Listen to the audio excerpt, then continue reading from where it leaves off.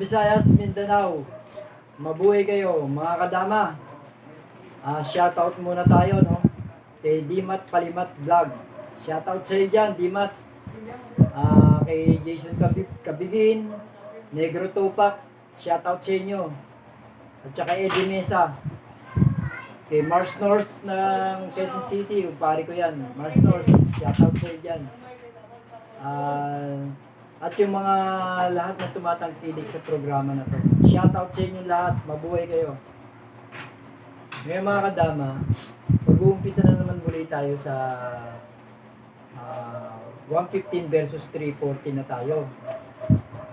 Part 2, kasi yung 115 versus 313 tapos na tayo. Dito naman tayo sa chapter 2, 115 versus 314, yung sinusubuan. Part 3, dahil natapos na natin yung part 1 and 2, part 3 na to. Kahapon natapos natin yung part 2, part 3 na tayo ngayon. Umpisahan na natin mga kadama, no? Nag 115 tayo, nag 314 yung kalaban, sinubuan tayo. Kumain tayo ng 15-3, kumain siya ng 8-14. Ngayon mga kadama, tinira natin 3-14. Nag 115 siya, nag 6-1 lang tayo, kumain siya ng 3-15. Kain tayo ng 8-14. 5-1 siya, nag 115 tayo. Ito mga kadama, itong tinira niyang 7-3 lang ito, di ba? So hindi yan ititira, talo yan. Ngayon mga kadama, hindi naman siya sumabay. Ang ginawa niya, nag 116 lang, pinabayaan niya kumain. Dahil yung huling part natin, sumabay. Ito ngayon, kumain tayo dun sa 15-3, kumain siya ng 3-11, 7-11. Ay, 7-13, sorry. 7-13. Ngayon mga kadama, ang ititira natin dyan, ipapakain din natin itong 416.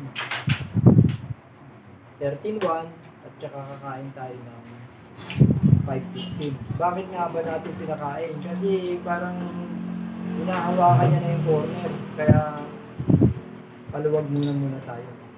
Titira siya ng 9-5. Titira din tayo ng 9-5. Pag 5-1 niya, titira tayo ng 10-6. So, umangan niya tayo ng lanse, 11-7. Pag tira niya ng 11-7, mga kadama, unahan na natin siya magsubuan. 15-14. Kakain siya ng 2-16. At saka pakakainin uli natin siya ng 14-15. Kakain siya ng 1-15. Tayo naman kakain ng 2-4. Bumalik. Diyan mga kadama, mapapansin nyo, malalayo na naman ang agwat ng mga pitya. Pero, parang nakaposition tayo, parang ahead talaga ang puti. So, ibig sabihin, puti ang nagdadala ng laro.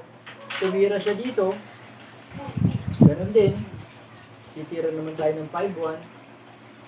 Ito, weak ito, mali ito. Dahil pinakita nga na natin ito, weak ito, mahina, dahil matatalo siya. Ito naman, ito yung tinira natin kahapon, tumira lang tayo dito. Tumabla nga, pero halos naipit siya. So makatuwid mga kadama, ito naman ang itinira niya. Yan, bago na yan. Pagka nag 16-13 siya, magsi-6-2 lang tayo. Umangan niya tayo ng atras para makaposisyon siya.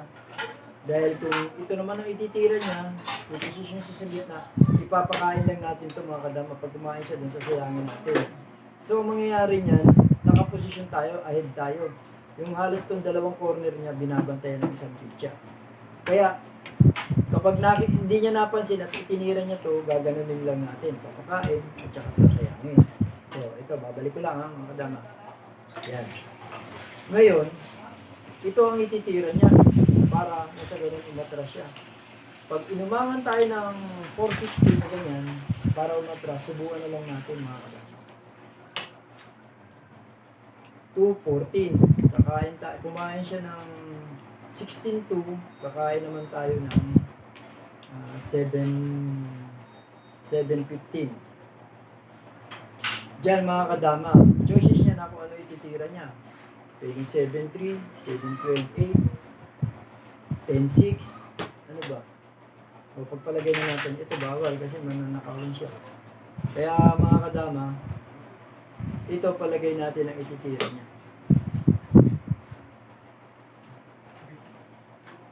Dito tayo mga kadama. Gumanon mga kadama. Hindi natin pwedeng sayangin mga kadama. Pag sinayang natin,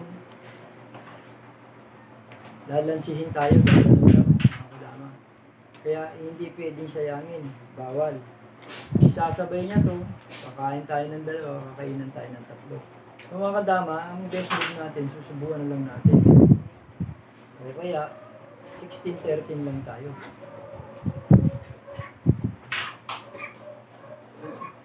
Sige, palagay na natin, sinubukan natin.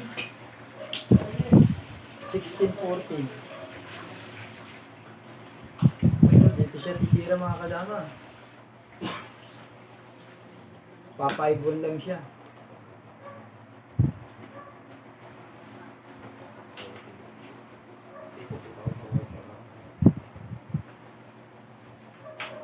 Pwede na natin sayangin mga kadama, tatalo na siya eh. So mali, so, pagpalagay natin gumanon siya, gagano naman tayo. Kaya dyan mga kadama, either na ito ang itira niya, ito, sasayangin natin. So sa makatuwid, babalik ko lang, ito na yung choices niya para hindi siya makulangan ng isa. Gagano na naman tayo.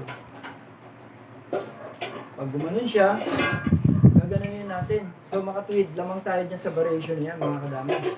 Babalik lang natin, ano, mga kadama.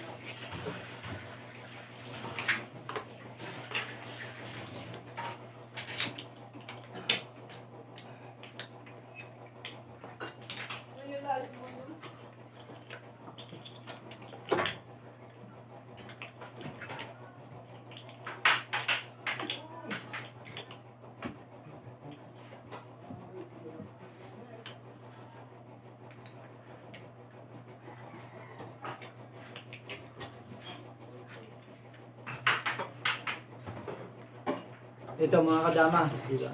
Nag-115 tayo, sinubukan tayo ng 314, kain-kain. Tumira tayo ng 314, sinayang niya ng 115, nag-61 tayo, kumain siya. Kain tayo ng 814. Tumira siya ng 51, sinayang natin.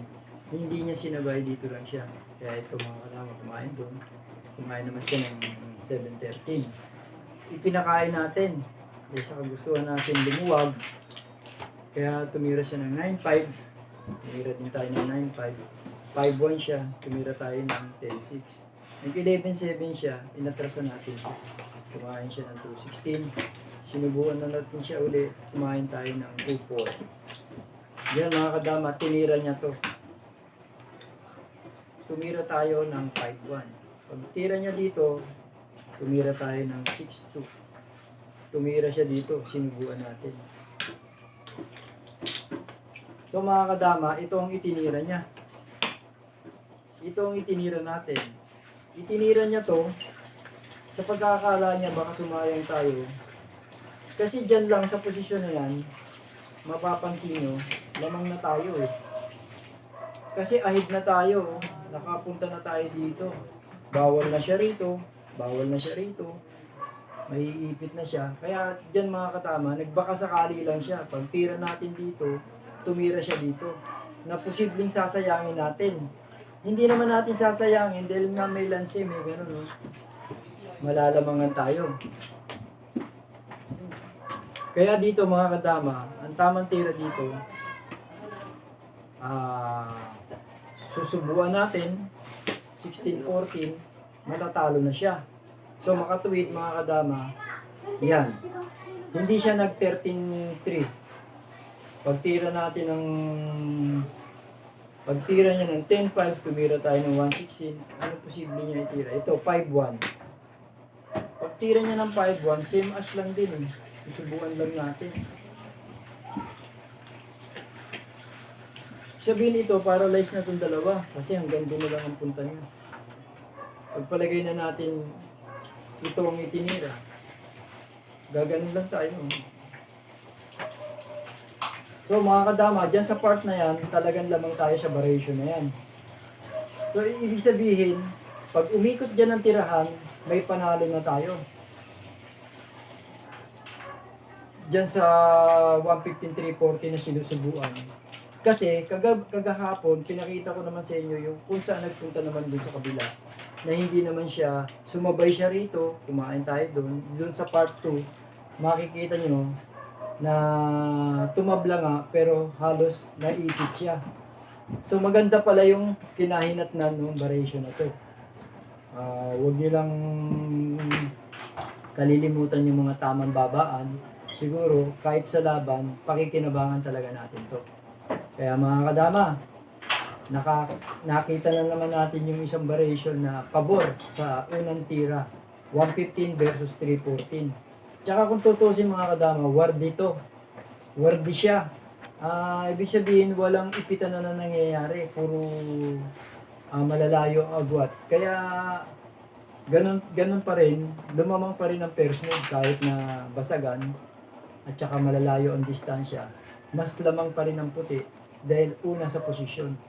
Kaya mga kadama, huwag niyo kalilimutan subscribe, share, likes, and comments dito sa programang The Secret Victory in Dama Game. Mas marami pa kayong mapupulot na mga tira na pwede niyong pakinabangan sa laro. Umasa kayo mga kadama, sa susunod.